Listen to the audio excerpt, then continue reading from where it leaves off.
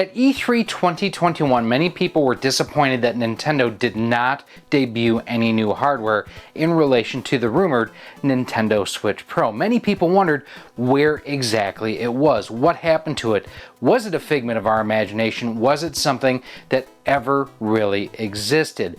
But now here today, July 6, 2021, Nintendo has made the Nintendo Switch OLED official. Hey everybody, Gary here with Rock Solid Productions. Now in this episode, what we're going to go through is we're going to go through the teaser trailer and kind of go through some of the features that the Nintendo Switch OLED presented in that video. And we're going to go through some high points and quite honestly, a lot of low points. Now what I want to know from you here down below in the comments section, were you impressed with the Switch OLED? Is this something that you plan on buying? And were there features missing that you wish weren't? Go ahead, hit that subscribe button, and let's go ahead and check the footage. So here we have the trailer loaded up on our computer. We're gonna go ahead and we're gonna hit play and we're gonna kind of talk our way through it and start and stop a couple times along the way. So let's get started. Interesting of note here, first of all, not a new logo. It's still Switch, part of the same family and everything. OLED, that's the biggest thing on here, quite honestly. And if you are a handheld game player, this is going to be something you really are going to be interested. OLED makes a huge difference in displays. Now, one thing they don't do is say that this is not representative of what it would actually look. This is not what it's going to look like when you play on the Switch OLED. Now, one thing of note, you do see, and my mouse is kind of pointing over here, hopefully you can see that, you have the white Joy-Cons, but if you look at the body itself, we get a better look at this in a moment. The Joy-Cons are white, but the body of the Switch OLED is still black. Also, I haven't seen anyone else notice this, but no D-pad. So this is still the traditional up, down, left, right, which I love the fact that the Switch Lite had that D-pad. The Switch OLED does not. And especially for something that's going to be focusing so much on handheld mode. And I think too, the choice of showing it with Metroid here, and here you can see a really good shot, the back of it still black, so that is something of note. It's interesting that they are focusing on, and we went back just a little bit there, on the new Metroid game, Metroid Dread, if I remember right is the name of it. So the fact that it's coming out around the same time, if not the same day as Metroid, is pretty telling. Other than that, the overall layout looks exactly the same. Good look here at the display. Let's actually go back here just a moment. So if you take a look at the display, one of the differences here is the size of the bezels. Definitely smaller on this than on the original Switch. So that is of note as I lose my cursor. Again, closer look at the new color Joy-Cons and everything. 7-inch OLED display, so you do have 0.8 of an inch larger display. That is going to be nice. I'm going to pause here for a second and go back because one of the things I want to show is the fact, let's go back here, they're featuring Breath of the Wild, at least the first one, and if it's the first one, it's a 4-year-old game at this point, 4.5-year-old by the time that the Switch OLED comes out. Now, if this is Breath of the Wild 2, that's something different, but the fact that they're featuring a 4.5-year-old game on this, yeesh, not the best use of new hardware, or demonstration new hardware. Now, this one here, I thought this was the dumbest part of the whole trailer. Walk in the house, right? What am I going to do? I'm going to sit down on a bench in a hallway, and instead of connect to my TV, I'm going to play in handheld mode. Dumb. Dumb, dumb, dumb. Again, it's one of those things, the Switch can be docked, but this is all focusing on handheld mode, so I really think having the Switch Lite OLED would have made more sense. Now this here, the adjustable kickstand, this reminds me a ton of the Microsoft Surface tablet. I love the fact it is now across the entire back of the system. Definitely a nice upgrade there over what was before just a pretty bad setup. Now I have a Samsung Galaxy Tab S7 and it has that kind of folio case on it. Wonderful on there. Now the enhanced audio is one of those interesting additions. Again, it's a handheld bonus that's being added to this. You can't demonstrate it, you have to hear it, so I'm going to be interested to hear what it sounds like. Someone else, I saw a picture, or pointed this out, that you have the Switch OLED on a picnic table with your grandparents. Why would you not just pull out a board game and use a real chessboard. Just saying.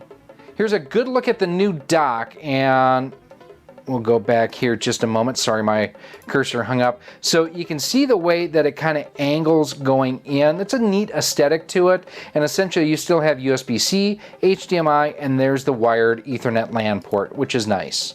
Again, we're showing a 4-year-old game in Splatoon 2. Now, one thing of interest, did you see the way there that the Switch logo kind of lit up? Now, I'm not sure if that is an LED or just light passing across it. Now that I see it this time, the first time I saw it, I thought there was an LED behind it perhaps. But if you look at it, it's just the lighting, the way that it hits that. Now, the lyric there, I don't know if you heard it. It says, "The future is now." The future is 4K on TV mode, 1080p in handheld. This is 1080p in TV mode, 720p in handheld. This is 2015 tech. So that I think it's ironic that they chose that type of music to demonstrate this and to roll this out. I don't think it fits with what's going on screen. Smash Brothers, great example of it. Still no voice chat through the game itself, so that's not great. Good example there though of the Ethernet showing a a much more stable connection than Wi-Fi. I've got good Wi-Fi, so for me it does make a huge difference. The way that it looks is, I am betting that you will be able to use the new dock with the old Switch. So I don't know how much of an upgrade necessary the Switch OLED is going to be for those who have an existing Switch. October 8th, so we are 4 months away. Let's see, July, August, September, October, 3 months away from the launch of this, almost to the day. Overall, looking at it, I mean, it looks like it has pretty much the exact same footprint as the original. It is a little bit bigger. So that being said, I think it's a pretty safe assumption that the original Switch will fit in this dock, but you know what happens when you assume. It does look like it uses the same kind of Joy-Con rails and everything, so existing Joy-Con should work. No reason your existing Pro controllers should not work. Don't know that we have anything else coming up here. So, and then we have the Switch family. Now, one thing of note, all this video showed is the white version. There is a red and blue version as well, so that is important to note, and the Switch Lite as well. Who does this really appeal to out of these three devices?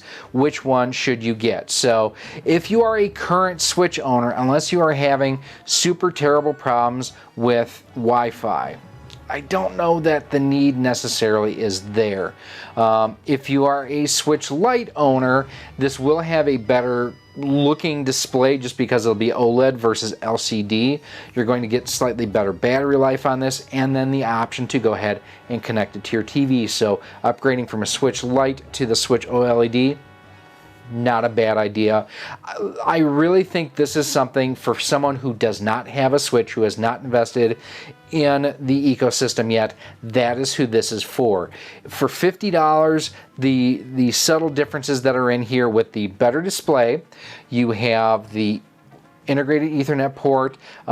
Rumor is that the CPU and GPU are exactly the same. The battery is exactly the same. And the enhanced audio and handheld too. I'm a little bit bummed out that we don't have any confirmation, and it doesn't appear that Bluetooth audio is going to work, which is really kind of sad. I know that Skull & Co. have their adapter that works terrific. I highly recommend that for usage with Bluetooth headphones. It works great. Overall, it is not innovative. It's derivative of what the original one was, I would say. Am I going to buy it? I was really tempted to buy the Mario edition, and I didn't. I don't know that this solves a problem that I currently have with my launch day Switch. But overall, I think for someone who may not have a Switch yet, it looks good, it looks clean. I think it's going to perform well. As far as software compatibility, it'll work with all the original Nintendo Switch software without any issues. The only minor issue I have seen crop up has been some of the Labo accessories may not quite fit because the dimensions of the Switch OLED are a little bit off of what the original one was. But those are my thoughts kind of looking through the trailer here. Let's wrap things up. So you may be able to guess my feelings about the Switch OLED after watching my reaction to the sizzle video, and I had watched it a couple times beforehand. I don't understand exactly where this fits in the lineup, and it solves issues that the Switch owners really weren't complaining about, at least that loudly, but at the same time it ignores some of the issues that Switch owners have been complaining about. The fact that you don't have an increase in, the specs for the CPU or the GPU, so it's not going to run any faster, it's not going to be any more efficient. It is the same battery, so you're not going to really get much more battery life out of it. OLED can be a bit more of a battery drain than standard LCD. It can also be more efficient. The fact that it is a 7 versus a 6.2 inch display, you may just have, like for like battery life there, depending on usage, gameplay, so on and so forth. One of the things I think Nintendo is doing with the Switch OLED is basically they are building in a price increase for the hardware while offering more features. And let me explain here. I think shortly after you see the Switch OLED release, you're going to see the original Switch, well, I guess it's the Switch 2.0 because this is now the third iteration of the Switch that can be docked to a TV. You're going to see the version 2 go away. And what you're essentially going to have is you're going to have a price increase from $299 to $349. Prices are going up everywhere right now because of supply chain issues, because of inflation, just because of a lot of things going on.